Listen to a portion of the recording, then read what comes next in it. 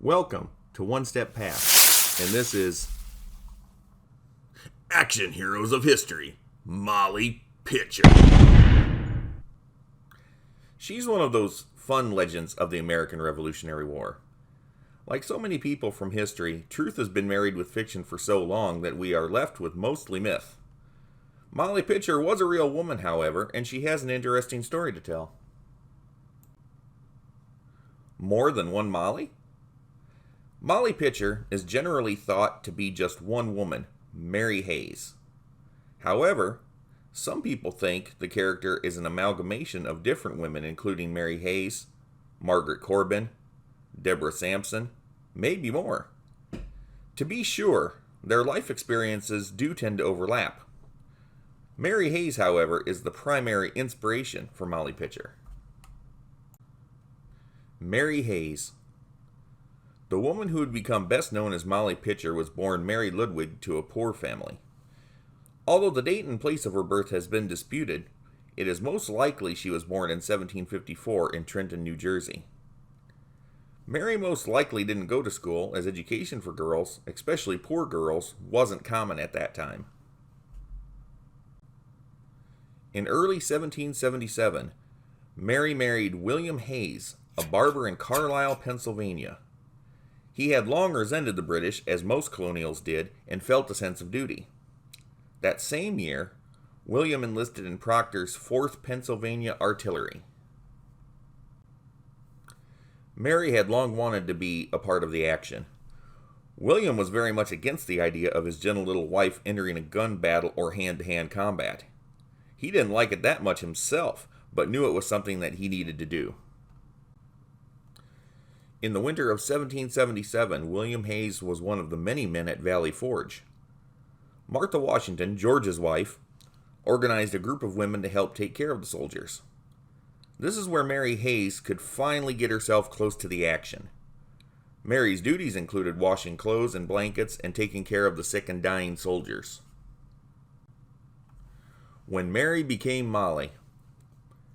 In March of 1778, the Continental Army was trained by Baron Friedrich Wilhelm von Steuben. The colonists needed help, and von Steuben helped make them a professional fighting force. While husband William was learning to become a better artilleryman, Mary was one of the people assigned as water carriers. This water wasn't just for drinking, it was also needed to soak the sponges used to clean the cannons. Mary preferred using pitchers to the customary heavy buckets. The lighter weight helped her move around faster, and it probably helped save her life on a number of occasions as cannonballs and musket fire filled the air. Back then, Molly was a nickname for Mary, much like Dick is for Richard, or Betty is for Elizabeth. Whenever the troops needed water, they would shout, "Molly! Pitcher!" and she would come running. Eventually, people would just call her by that name. Molly's finest hour. The Battle of Monmouth is where Molly Pitcher hit her stride. It started on June 28, 1778.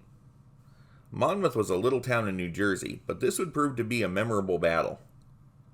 The weather was extremely hot, and water would be very important this day. Just before the battle started, Molly found a spring to serve as her supply. Today there are 2 places on the battlefield marked as the Molly Pitcher Spring. In the early part of the day, Molly spent much of her time carrying water to soldiers and artillerymen. Most of that time, she was under heavy fire from British troops.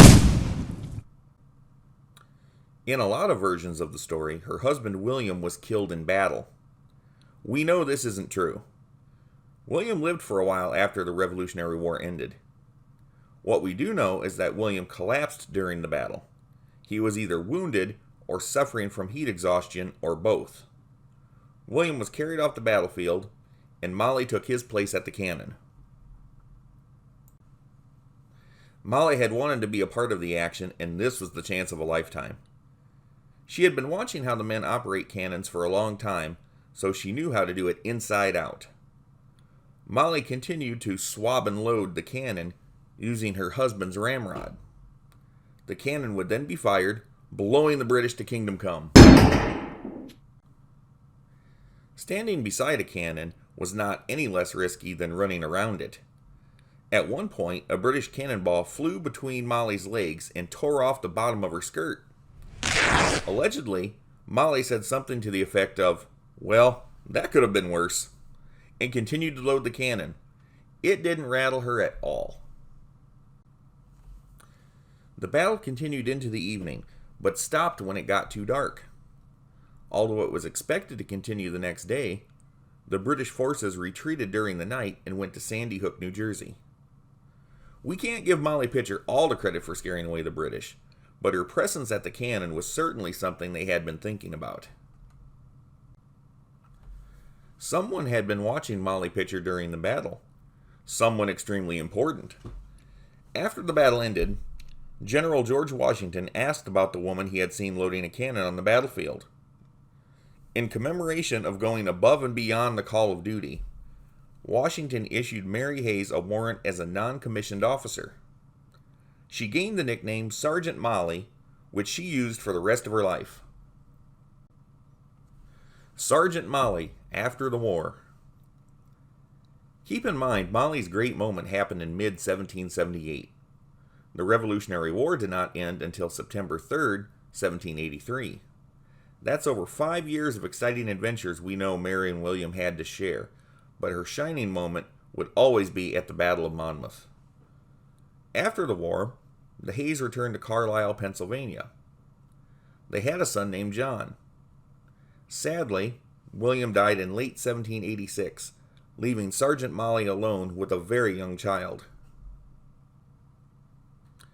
It would be fair to say that Sergeant Molly's later years weren't entirely happy ones. In 1793, she married a man by the name of John Macaulay. He was another Revolutionary War veteran. However, this was not a happy marriage. Macaulay made gravestones for the local prison. He had a violent temper and drained Molly of her finances. William had left Molly 200 acres of land, and she was forced to sell it for a measly $30 due to Macaulay's misspending. What happened to John Macaulay? That is unknown to all but Macaulay himself and possibly Sergeant Molly. He just seemed to vanish from the face of the earth sometime between 1807 and 1810. Did he just leave? Was there foul play? Did Molly do him in? Would you blame her? Her name legally remained as Mary Macaulay. She continued to live in Carlisle. Sergeant Molly now earned her living cleaning houses and as an overall handy woman, a Miss Fix-It. She also cared for children and sick people. Molly was well liked by the town, but she swore like a soldier, a bad habit she picked up in the war. In 1822, the state of Pennsylvania gave Sergeant Molly an annual pension because of her service. She died 10 years later at age 87, or maybe older if you want to debate the year of her birth.